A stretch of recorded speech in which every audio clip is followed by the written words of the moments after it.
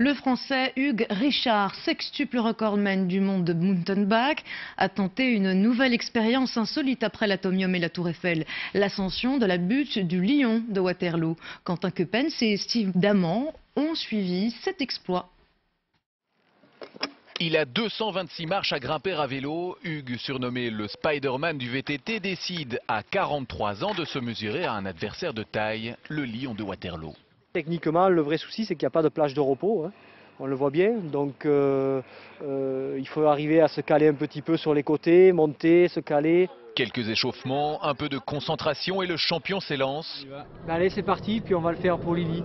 Ce nouveau record, le sportif le dédie à la petite Lily, 2 ans, atteinte d'une maladie rare, le syndrome de névus épidermique. Elle est née avec une peau noire en dessous de ses vêtements, sur son dos et ses jambes.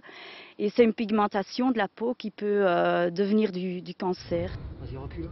Après quelques marches, le cardiomètre de Hugues s'emballe. Derrière lui, un ami surveille de près chaque battement de son cœur. Il s'agit de doser l'effort. Plus de 200 marches le séparent encore du sommet. Allez, go, go, go. À bout de souffle, l'acrobate se hisse finalement au pied du lion. Au grand bonheur de Lily, cette fois, c'est le Français qui gagne la bataille. Je suis parti doucement, comme j'avais dit. J'ai accéléré un peu sur la fin, mais j'ai pas pris de risque. Voilà.